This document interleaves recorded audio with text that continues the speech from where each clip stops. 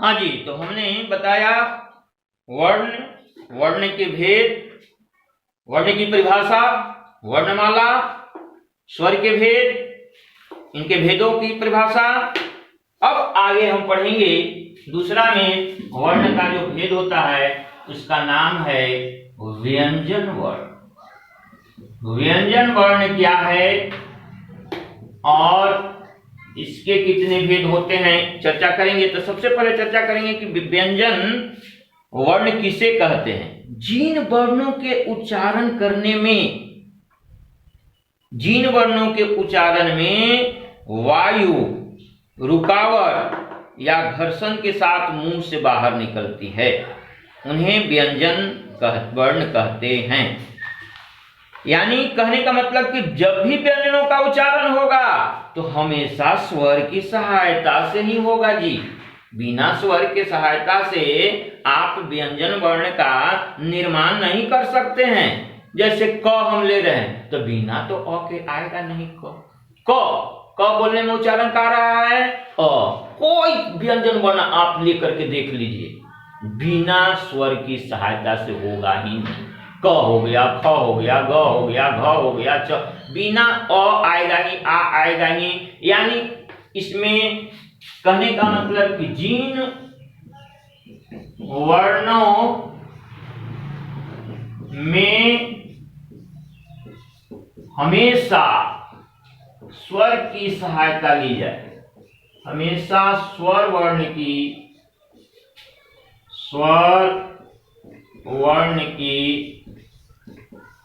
सहायता ली जाती है,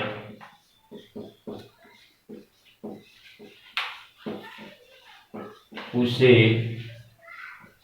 व्यंजन वर्ण कहते हैं। जैसे उदाहरण के लिए क, तो क में आ गया क जोड़ अ और यहाँ पर आपका स्वर वर्ण हो गया। ग, इसमें भी ग जोड़ अ आ गया। अब व्यंजन वर्ण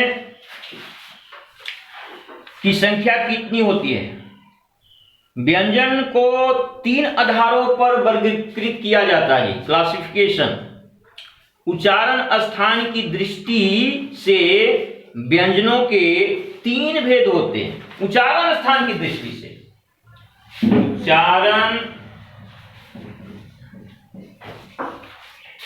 उच्चारण स्थान की दृष्टि से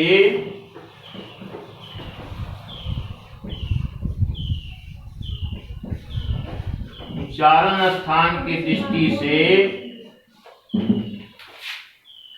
उच्चारण स्थान की दृष्टि से व्यंजनों के 3 भेद होते हैं। व्यंजन के 3 भेद होते हैं।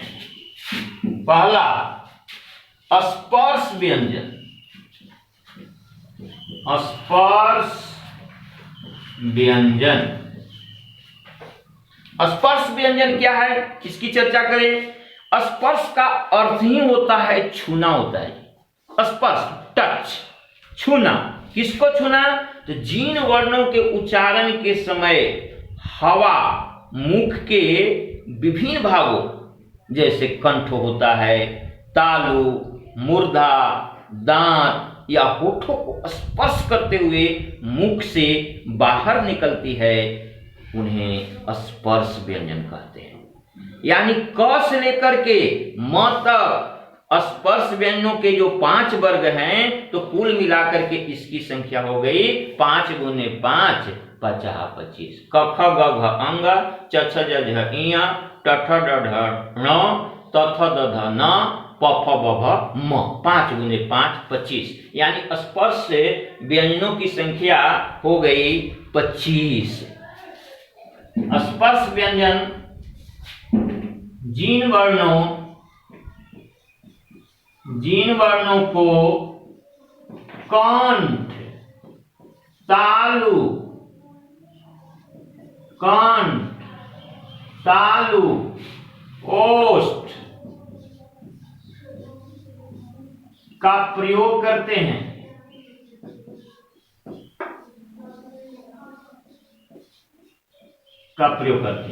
और स्पर्श वर्णों की संख्या कुल है 25।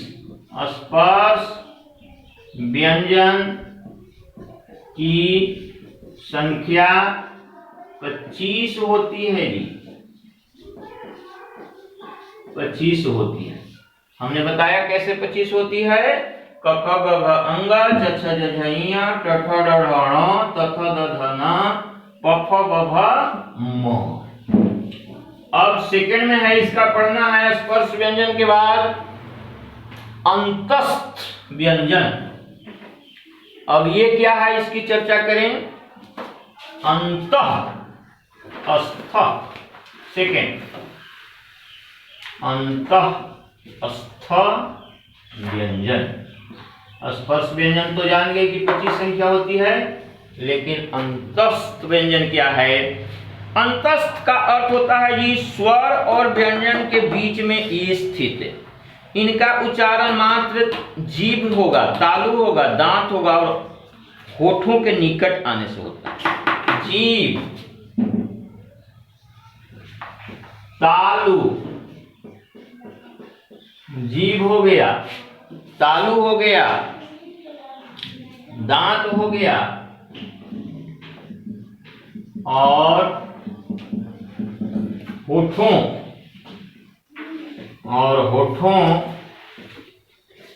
होठों के निकट आने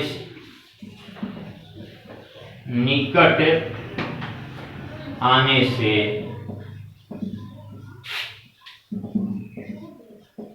अंतस्थ व्यंजन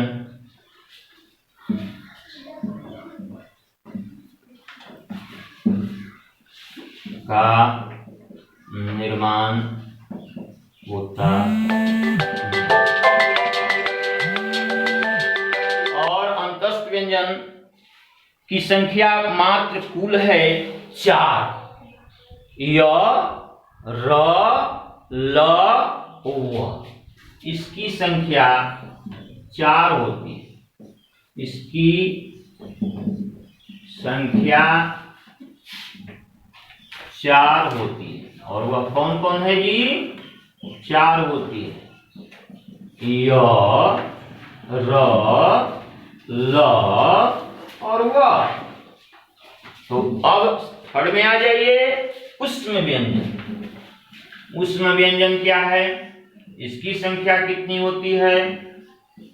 ऊष्म व्यंजन पहला में पढ़े स्पर्श, दूसरा में अंतस्थ व्यंजन और तीसरा में ऊष्म व्यंजन। यानी जिन व्यंजनों के उच्चारण में हवा मुख के विशेष भागों को स्पर्श करने के कारण गर्म हो जाती है, उन्हें ऊष्म व्यंजन कहते हैं। इसकी भी संख्या 4 होती है जी। ऊष्म व्यंजनों की संख्या, ऊष्म व्यंजन वर्णों की संख्या,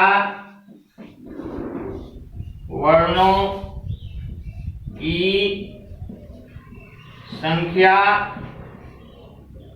4 होती है। और वह कौन कौन है जी?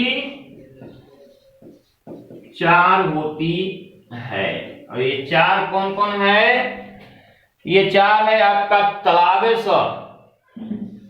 मूर्धनी स, दंती स और ह।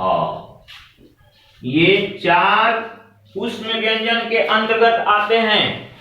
और स्पर्श व्यंजनों की संख्या 25 होती है, अंतस्थ व्यंजनों की संख्या 4, 25 4 29 और ऊष्म व्यंजन की संख्या 4, यानी कुल मिलाकर के 33 व्यंजन वर्णों की संख्या होती है।